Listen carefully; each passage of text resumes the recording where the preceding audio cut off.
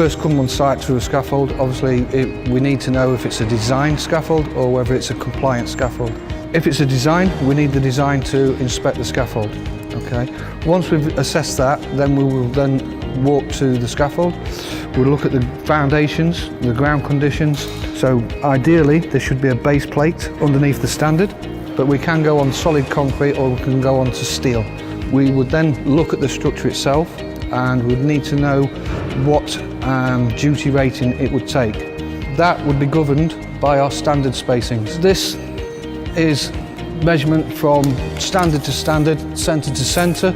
This one is going to be about 1.8 metres, so this means that it can be a general purpose and it could also be a heavy duty scaffold structure. The problem we've got is the 1.2 centres are for a general purpose. If it was heavy duty, we would need from centre to centre only 900. Then we're looking to see that everything is level. This tube that they've put in for the scaff step, it's not running level. This is not structural. Okay, this is just there so that the guys could put the advanced guardrail in before they actually go up onto the platform. Then, like I say, we're looking for the lift height. Maximum from centre to centre, ledger to ledger, 2 metre. Okay, for the normal compliant scaffolds. We have on the front our sway brace. Okay, these need to be every 6 bay. We need to have a sway brace. The ledger bracing is on each end of any scaffold and then alternate pairs between.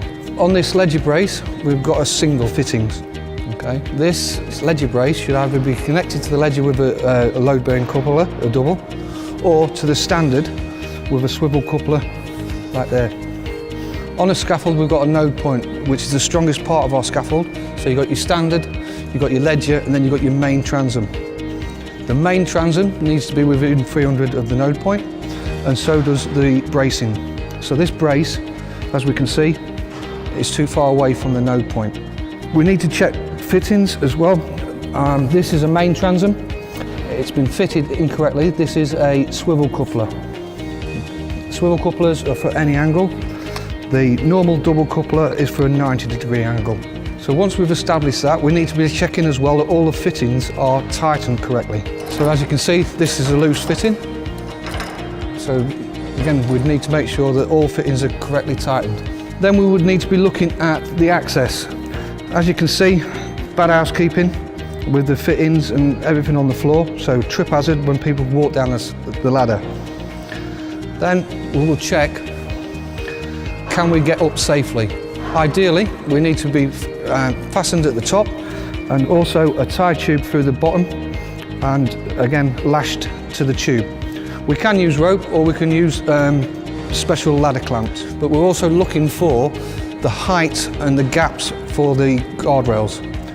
The minimum height for the top guardrail is 950, and then any gap between the guardrails should be 470, and then between the bottom guardrail, mid guardrail and the top of the toe board, again we should not be exceeding 470. If you're unsure, use a tape measure. Platforms, we'll check from underneath when we're looking at our transom spacing to see if there's any damaged boards. Okay. So if there's any damaged boards, they might have been turned upside down, so we need to make sure that they're all in good condition. When we go onto the platform, it's exactly the same. We're looking at the condition of the boards to make sure it's safe for us. We need toe boards. There's a toe board missing along this front edge, and also on the stop end there is also toe board missing. Our guardrail should be supported with a double coupler. Okay, so we should have a 90-degree angle coupler there and one there. When it comes to toe boards, they should be supported at 2 ends. So there's a fitting missing here. There's also on the puncheon, there should be connected in at least 2 places. Going round to the back, the toe board, let's say, should be supported and tied at each end. Here on this scaffold, all we've got is the one in the middle and the one at this end.